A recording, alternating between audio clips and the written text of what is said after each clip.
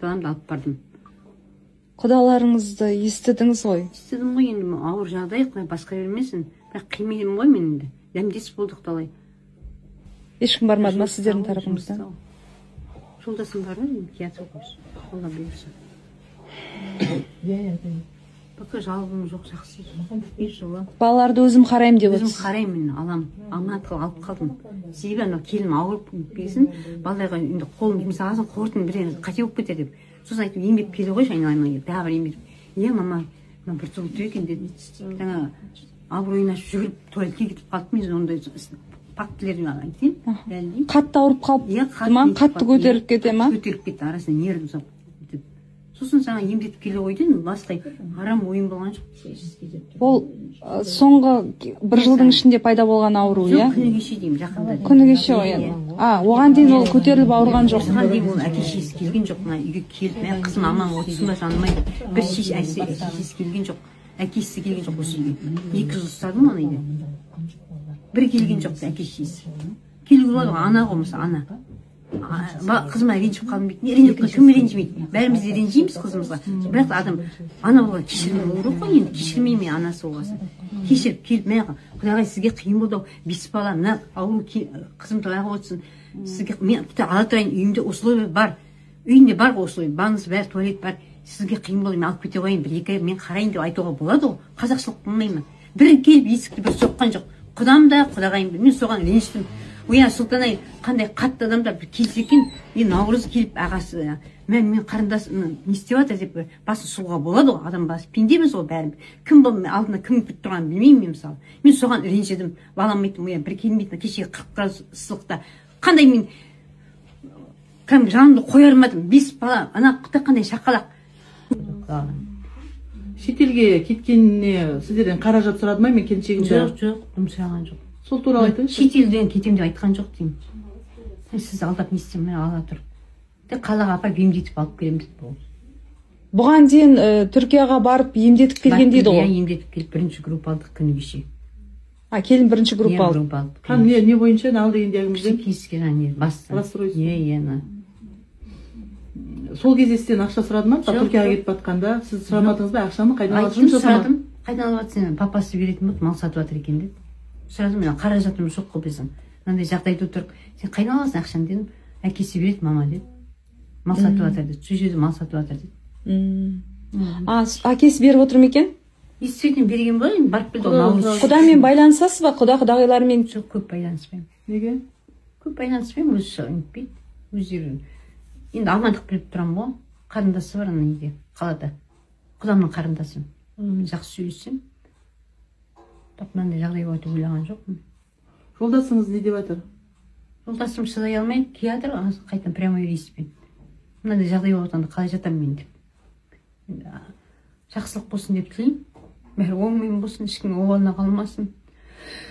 Еліміз тыныш болсын, жастар аман болсын деп тілеймін. Шын ниетіммен. Сенбейсіз? Сенбеймін, оған бармайды олар. Бармайды. Мүмкін емес. Өйтіп тәрбиелеген жоқ әкесі. Негізі мамандығы кім? Балаңызды мамандыққа оқыды ма? Оқыды, мына ішті, колледжде оқыды. Армияға барып келіп 1 жыл. Неше жыл оқыды? Кәдімгі мына жамағат болып, неге мешітке барып жетіп жүрді ма бұрын? Ондай барып жүрін деп айтпайды ол ма. Достарын, айналасын танисыз ба апа?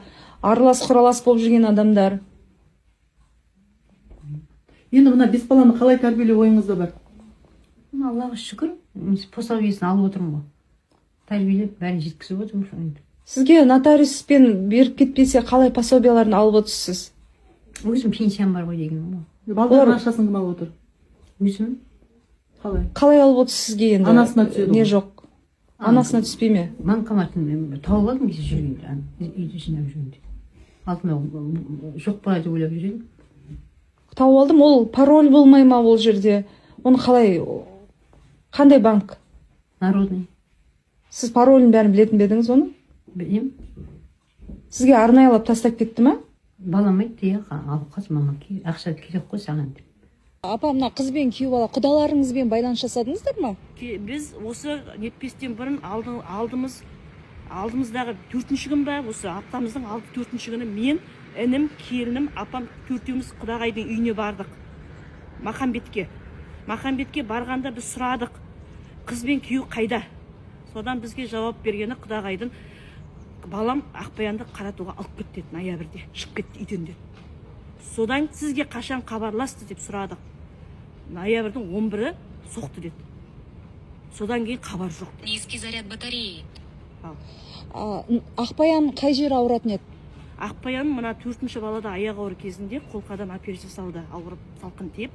Содан кейін ауырып жүрді, больницаға жатты. Жаңа құдағай бар, менің апам бар, бәрі шауып жүрді. Інім бар, Наурыз деген бәрі шауып, бәріміз де барып жүрдік больницаға. Шауып жүрді, сол жаңа операция жасалды, қайта-қайта наркоз алды. Негізі ауырмаған қыз, дым ауырмаған қыз, ауырмайтын қыз. 5-ші балада наркозды көп алып қойды, содан ауыр кішкене басына не келген деді, зақым келген деді. Бірақ одан кейін біз туысқанымыз ғой, бізге күйеу бала көрсетпейтін болды қызды. Мүлдем көрсетпейді. Сұраймыз, жақсы деген сөзден басқа ештеңе айтпайтын болды. Осы уақытқа дейін күйеу. Неше жаста күйеу бала? Қыз деген 95-30-ға келді ғой. Күйеу бала содан 1 жас үлкендігі бар шығар. Енді сонда тек қана 5-нен кетіп 11-інде ғана хабарласқан, соңғы рет содан кейін ата-анасына мүлдем хабарласпаған. Балаларға да хабарласпаған. Жоқ, енді балалар айтады, сұраймыз ғой, мама кетіп қалды, папа кетіп қалды, болды хабарлассын ба десем, жоқ дейді. Құдалар не болжап отыр енді олар? Біз барғанда құда жоқ, құдағайдың өзі болды. Бізге тек Ақбаянды емдетуге алып кетті, біз білмейміз. Сіздер туыстары неден күдіктенесіздер? Енді күдік манаға күйеу бала болып тұр ғой, бірақ осы уақытқа дейін 2 ай болды ғой, осы уақытқа дейін неге құдағай күйеу баланың үстіне арыз түсірмеген? Жоқ деп. Жоқ. Неге түсірмейді? Біз еще айтып кеттік. Арыз неге түсірмей отырсыздар деп айтып кеттік. Түсіремін ғой деді. Әлі күнге дейін түсірілмеген арыз. Күйеу баламен ара қатынас қалай еді отбасының? Қыздың отбасының, сіздердің? Күйеу бала бізге көп бетпейді. Қызбен араласып жүрдік. Ауырғанша, ауырғаннан кейін біз қызға бір рет барып кеттік. Больницадан шыққаннан кейін Берекеде тұрды үй жалдап. Содан кейін қызды көрген жоқпыз мүлдем. Көрген жоқпыз сөзін шындығы. Себебі біз Сұлтанға шығамыз, Ақбаянға шықсақ алмайды. Сұлтанға шықсақ жақсы дейді. Болды. Сөзін өзінің шешесіне қарсы шығып жүрді Ақбаян деген. Қалай? Жаңағы анасын көргісі келмейтіндей сияқты болды. Жылап жүрді жеңгем деген. Менің қызым өзіме қарсы шығады деген сияқты айтты. Сонда енді бұла қарағанда енді қыз өзіміздің бауырымыз ғой. Өзінің анасы жылап еңіреп жүрді сол мезгілде. Аман есен табылса екен, ағамды, жеңгем, Мейрамгүл, Наурыз інім бәрін аман есен ортамызға оралыңдаршы. Сұлтан, Ақбаянды қайда алып кеттің? Бауырларыңды қайда жібердің? Бір хабарын беріңдерші деп тілеймін, енді басқа дымда тілеймін. Мына Мұқанғалиев Мақсот деген кісі менің әкемнің туған інісі. Мен сол кісінің қызы, Қайрат деген кісінің қызы боламын. Мақсот деген кісінің қарындасы болып келем. Енді бірінші жұмысқа кеттім деп Наурыз деген інім кетеді. Енді ол WhatsApp бойынша тәтелерге жазып тұрады екен, соғып тұрады. Мен жұмыстамын, қолым тимей жатыр деген сөз айтады.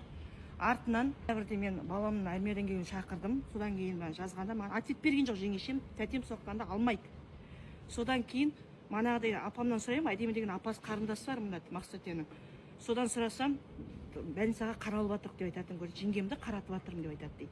Сосын біз қайта-қайта Наурызға шығамыз, бірақ Наурыз бізге ответ бермейді. Оқып алады WhatsApp-пен, бірақ маған ответ бермейді. Сосын мен жазып жібердім, қайдасыңдар, амансыңдар ма деп 2-3 рет жаздым, бірақ ответ бермеді. Сосын артынан әдемі ападан сұрадым, Мақсателерден хабар бар ма, бірге кетіп қалды деп айтты ғой. Дегенде мана Нәсіп жеңгемді қаратып жатырық деп басқа сөз айтпаған. Содан мана апам айтатын көрінеді, қаттемен видеомен соғайыншы, Наурыз көтерші десе көтермейді. Бізге көрсете алмайды. Содан кейін манағы ауылда сыбыс басталды, малды сатып жатыр деген. Содан кейін барып біздер қозғалдық декабрьде. Оған дейін біз қозғалған жоқ. Оған дейін түк те білген жоқ. Біз емдетіп жатыр жеңгемізді. Болды. Басқа ештеңе білмейміз. Содан декабрьде мал сатып жатыр деп шығады. Манағы ауылда Пәризат апам мен мамам барса, уже басты тиін деп жатқан жеріне ұстап қалады. Содан кейін мындағы апаларымызға шығып, мана арыз түсіріңдер дедік. Миялда арыз қабылдамағасын Атырауға департаментке шыққан әдемі деген апам мен мана Нәсіп жеңгемнің інісі. Миял не қабылдамаған? Білмеймін, қабылдамаған деді бізге. Содан мана мында келіп департаментке мында келіп арызы апам түсірді. Ана құда бала екеуі. Содан кейін ана тексеріс содан кейін барып нетіп тұр. Декабрьде түскен. біздер уже қозғала бастады, бүткіл бәрі қозғалды, милиция бәрі қозғалды. Атыраудан 25-сінде арыз жаздыңыздар, иә, сіздер тек қана, иә.